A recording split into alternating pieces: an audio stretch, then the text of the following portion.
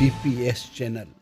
देखिए, ये 10/11 जुलाई की रात में जब सैफई पुलिस गश्त पर थी तो एक्सप्रेस वे पर एक व्यक्ति मिला। लगभग रात के 2:30 बजे उसने बताया कि उसके साथ एक जो गाड़ी बुक करके ले जा रहा था लखनऊ से फिरोजाबाद के लिए, उसके चालक और उसके साथ बैठे एक सहयोगी ने तमंचा लगा करके और उसका पर्स, एटीएम और डेबिट कार्ड, 4,000 रुपए और एक मोबाइल फोन लूट लिया है। इस पर तत्काल स्थानीय पुलिस सक्रिय हुई और उसका सीसीटीवी फुटेज वगैरह देखा गया और ये लगा कि वो गाड़ी वापस होकर के लखनऊ की तरफ गई हुई है। आज उसी से संबंधित दोनों अभियुक्त अमर पांडे और रामाधीन, ये दोनों पकड़े गए हैं। इनसे लूट का जो एटीएम कार्ड है, आधार कार्ड है, 4,000 रुपए हैं, ये बरामद हो गया है। घटना में प्रयुक्त स्कॉर्पियो गाड़ी बरामद हो गई है। इनके कब्जे से जो घटना में प्रयुक्त अवैध असला है वो भी दोनों तमंचे बरामद हुए हैं।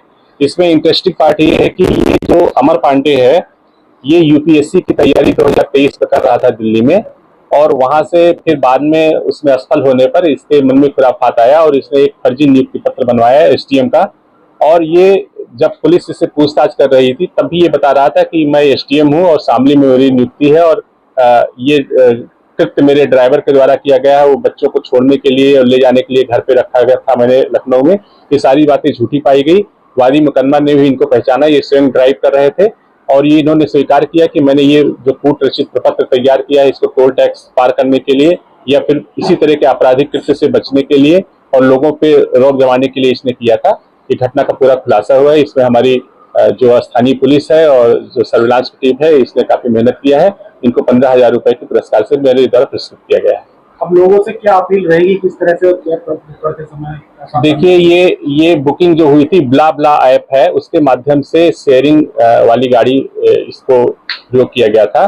तो लोगों से यही अपील है कि ऐसे किसी भी ऐप के माध्यम से अगर कोई वाहन बुक करते हैं तो कृपया पूरी सावधानी बरतें और अपने लोगों को बता करके रखें ताकि उनका लोकेशन जो है वो पता चलता रहे। क्योंकि उस दिन तत्काल उनको गश्ती पुलिस मिल गई थी, इसलिए ये सारी घटना का खुलासा हो पाया, वरना इससे गंभीर घटना भी हो सकती थी। सर, जो लोग आईएएस सरकारी है और क्या इसका कोई ऐसा डॉक्यूमेंट बरामद हुआ है ऑनलाइन या प्रमाण के तौर पर जो है साबित करने की कि इसने फर्जी भाड़ा किया है आईएएस? हाँ, ये एक नियुक्ति पत्र दिखा रहा है यूपीएससी का जो पूरी तरीके से कूट रचित है। वो यूपीएससी से कहीं जारी नहीं किया गया है, इसीलिए इसमें सुसंगत धाराओं की बढ़ोतरी भी की गई है।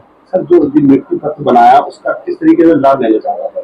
ये सिर्फ इसलिए कि अपने आप को एक तो ये अपने रिश्तेदारों में भी बता रखा था कि मैं आईएएस प्रोबेशनर हूँ और अपने दोस्तों में भी इस चीज को फैला कर रखा था और संभवतः इस प्रकार के आपराधिक कृत्य में पकड़ा गया है। और जब इसने इस चीज को स्वीकार किया है तो इसी तरह के आपराधिक कृत्यों से बचने के लिए और कह रहा था कि टोल टैक्स में हमें टोल न देना पड़े, इसलिए हम इस तरह का करते थे। और जो घटना में प्रयुक्त स्कॉर्पियो गाड़ी है उस पर भी इसने मजिस्ट्रेट लिखवा रखा है। सर, जो गिरफ्तार अभियुक्त इनके विरुद्ध पहले भी आपराधिक इतिहास रहा है? नहीं, अभी इनकी कोई क्रिमिनल हिस्ट्री नहीं मिली।